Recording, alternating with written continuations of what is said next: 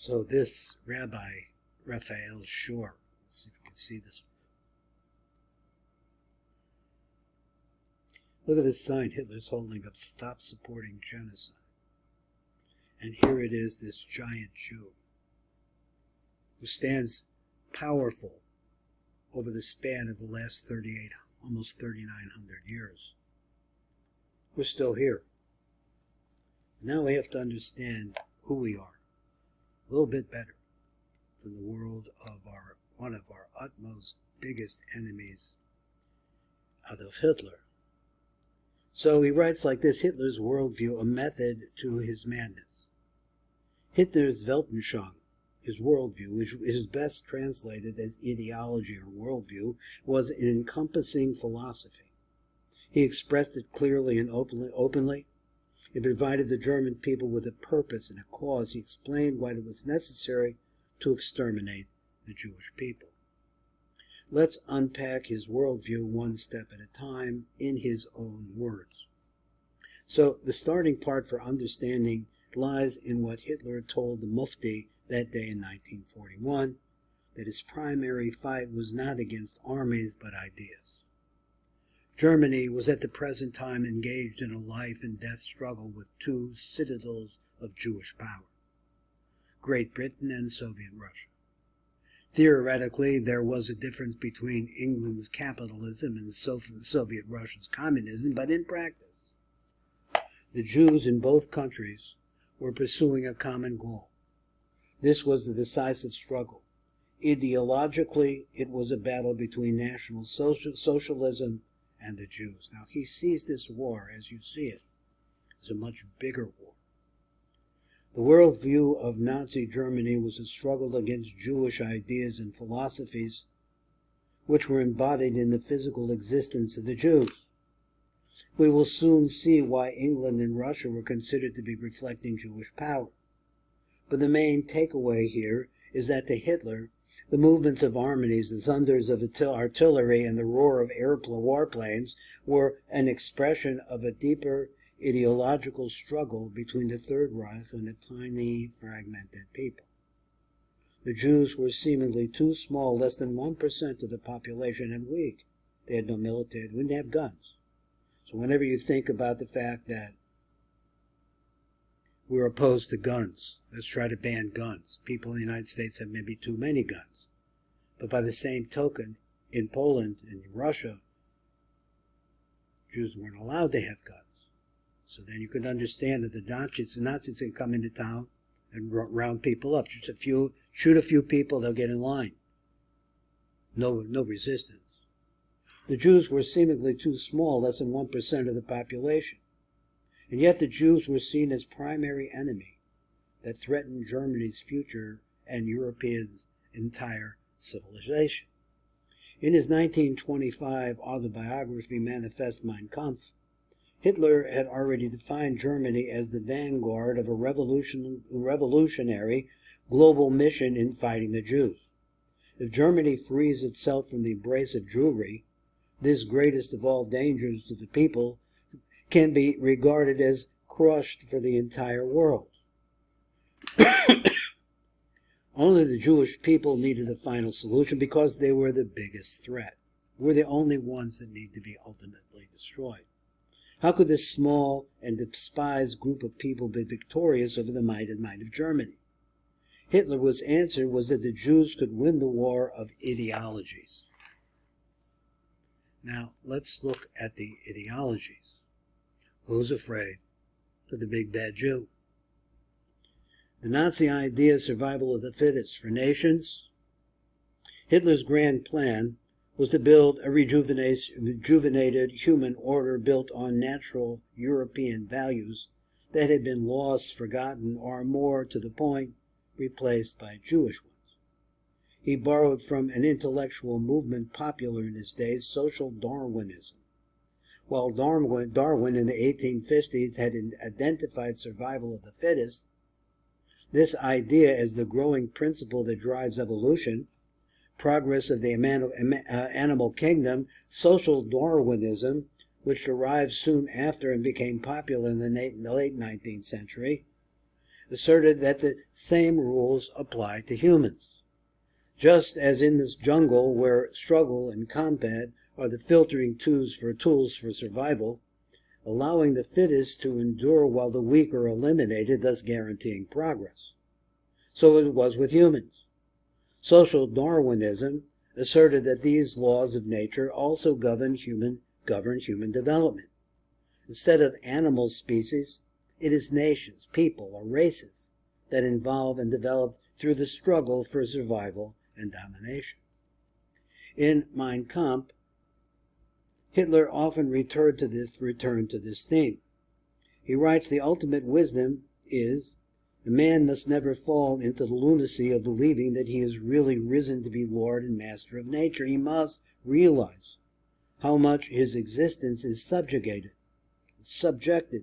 to these laws of eternal fight and upward struggle. Then he will realize that in a universe where planets revolve around suns and moons turn about planets, where force alone forever masters weakness, compelling it to be an obedient slave or else crushing it, there can be no special laws for man. If conflict, power, and forces are nature's best drivers to evolve and develop mankind's strength and vitality, then Hitler understood that mankind was in deep trouble if they did not observe these natural laws. And he writes, "The earth continues to go around. Whether it's the man who kills the tiger or the tiger who eats the man, men dispose of one another, and one perceives that at the end of it all, it's always the stronger who triumphs. Is that not the most reasonable order of things? If it were otherwise, nothing good would ever have existed. If we did not respect the laws of nature, imposing our will by the right of the stronger, a day would come when the wild animals would once again devour us, and finally nothing would exist on earth but the microbes." As he surveyed Europe in the early 20th century, Hitler concluded that mankind was now in peril. Over the preceding millennia, humanity had been diverted from a natural process in which the strongest triumphed, and instead had bought into a diametrically opposed value system of soft, ethical ideas that protected the weak and sick, that had compassion for the underdog and placed morality above strength as the highest virtue. The results of this experiment gone wrong were, much like wild animals caged in a zoo, they become depleted of their vitality. A diminished war now domesticated Europe.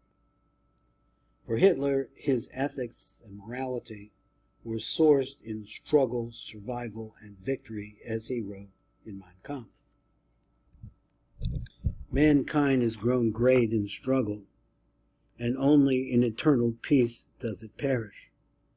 In August 1941, he declared a logical conclusion of this worldview by stating, "For the good of the German people, we must wish for a war every 15 or 20 years.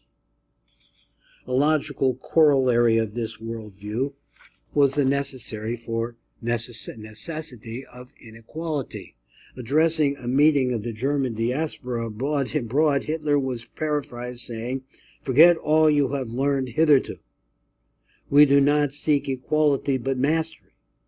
We shall not waste time over minority rights and other such ideological abortions of sterile democracy. If nations or people are like species, then another inescapable influence is that the individual does not have intrinsic value." Hitler sought to usher in a moral system that mirrors nature, where just as the fly is snapped up by the dragonfly, which itself is swallowed by a bird, individual people would be disposable and only the survival of the nation mattered. Hitler said the life of the individual must not be set at too high a price. Consistent with this philosophy were various German laws enacted to evolve the ideal German Volk, the people, the regular Germans. For example, the July 14, 1933 Law for Prevention of Progeny of sufferers from hereditary diseases empowered the National Socialists to sterilize the sick. In January 1940, a full-scale euthanasia campaign was launched again, and by August 1941, the Nazis had disposed of 70,273 of their own Aryans. Hitler said, if I can accept a divine commandment, it's this one: thou shalt preserve the species. Social Darwinism became the scientific justification for the Nazi belief in the inequality between peoples and nature. The last word there, people and nations. A little bit more. Let's just look at this. He writes, enter the Jews and the opposite ideology. In the natural world, the stronger becomes the weaker, and so it be among human beings, if not for the Jews. According to Hitler, it is Jewry that always destroys this order. What was the Jewish insolent objection to nature's laws in Hitler's view? The ideas that intellectually oppose Hitler's Weltanschauung are those that assert that humanity stands outside of social Darwinism constructs, that man is not a mere animal, an expendable fly to be disposed of. Against this Nazi worldview stood the Jewish idea that man is also a spiritual being with infinite value, and that there exist moral imperatives and humanitarian values. For example, to help the poor, weak, and oppressed, rather than to eliminate them, and to strive for human rights and peace, not war. The Jewish worldview emphasizes that humanity transcends social Darwinism's construct, asserting that humans are spiritual beings with infinite value and moral imperatives. Hitler argued that nature knows nothing of the notion of humanitarianism, which signifies that the weak must be protected, especially at the expense of the strong. Unless humankind abandoned these humanistic ideals and reverted to the rule of natural law, it would certainly be destroyed. Hitler's Weltanschauung understood the world to be fighting over values between the effeminate pity ethics of humanitarianism that believes in the equality of mankind against the aristocratic principle of nature, where might makes right. Hitler and the Nazis sought to resurrect a hierarchy amongst nations based on struggle. The word Kampf actually apparently means the word struggle, dominated by the powerful to renew humanity. However, historical process had been interrupted because it is Jewry, the Jews, that constantly provokes the revolt of the weak against the strong. Hitler believed that everything except nature's law of raw force was a human delusion, especially a Jewish delusion.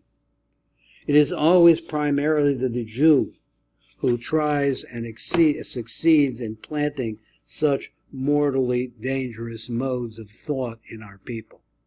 Who can make them think he has found a way to play a little trick on nature? Hitler saw himself as restoring a pagan civilizational imperative that the Jews had come along and sabotaged. To be clear, like so many evil people before and after him, Hitler honestly thought he was doing good. He believed that he was acting for the benefit of his nation and all humanity. I would prefer not to see anyone suffer, not to do harm to anyone, but when I realize that the species, that is the Aryans, the German people, are in danger, then, in my case, anti-Semitism gives way to coldest reason. Now this word Aryan, where is it? Right here. It's also the word Iran. So the Iranis also, as we see that we're struggling with them now, also consider themselves to be the chosen race. So let's go on.